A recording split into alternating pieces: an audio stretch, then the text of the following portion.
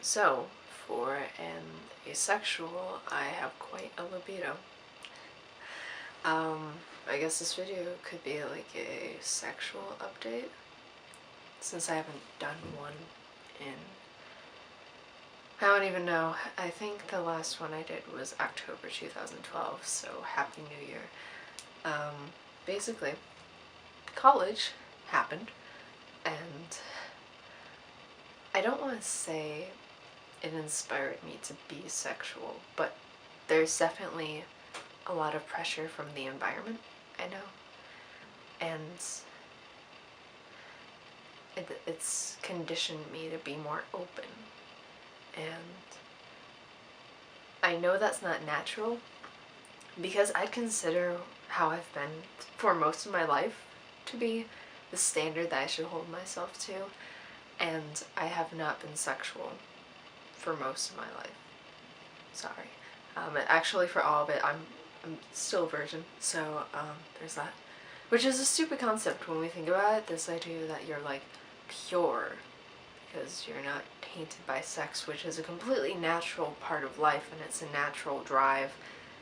I just abstain from sex for a plethora of reasons.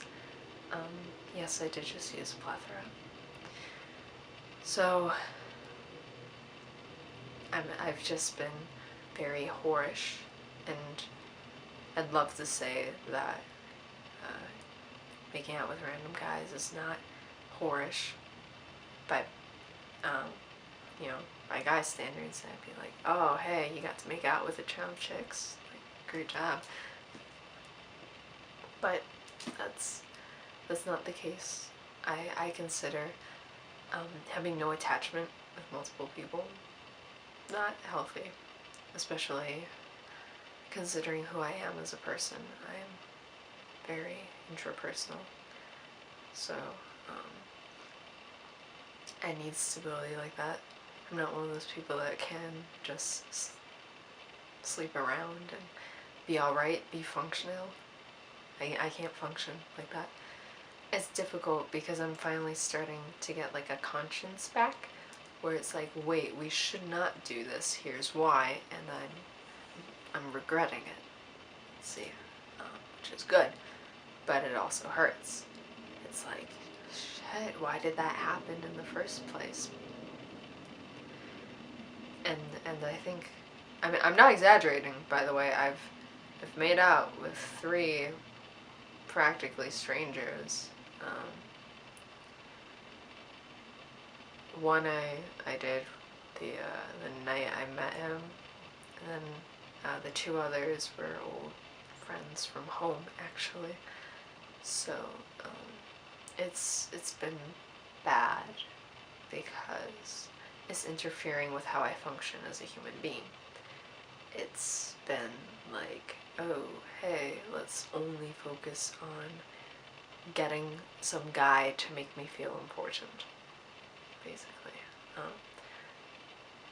Which is bad, because I view relationships as a whole, especially coming out of my last one, I view it as like very selfish and actually not worth the risk.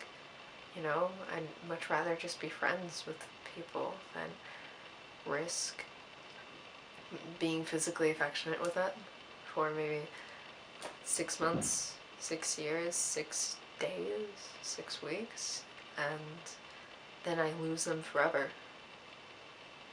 That sounds horrible. Sorry. But then again, I also have extremely horrible attachment issues, and I'm very bad at losing people. So, like, that's a thing. I'm wearing old clothes. I'm wearing clothes I used to wear when I was like 15. I feel like before all this happened, and before I stopped knowing who I was. Because, like, identity crisis, 15, 16 was probably the age where I still knew who I was. Honest to God, like, looking back on it, like, I cared about things that mattered to me. I cared about writing, I cared about reading, I cared about drawing.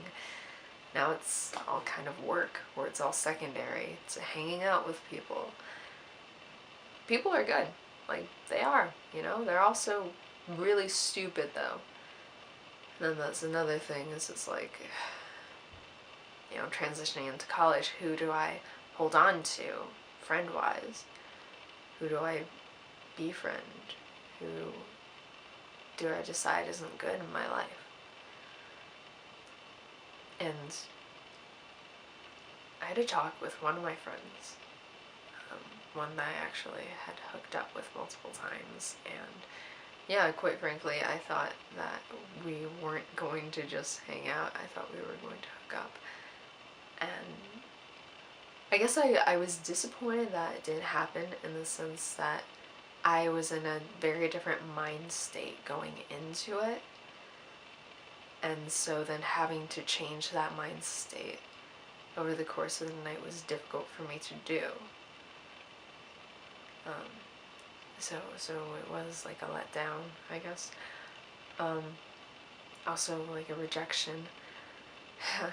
But he said that he realized he needed to focus on actual schoolwork for next upcoming term, and I realized I need to focus on myself for next term and for life in general. And it saddens me that someone else had to teach me this, that someone else had to ground me, and he did this over fall break when I saw him too, which was early November for me.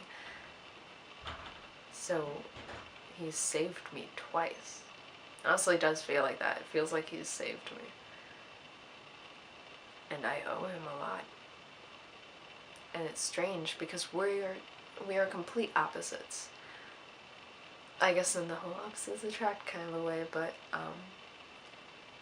he's very impulsive, for example. So he's also a writer, and he writes impulsively. And very like free flow, like freestyle, he would kick ass at. I take months to write just one poem, and so we think in very different ways, and he's able to teach me a lot, and he got me, honest to God, he got me to be who I am again.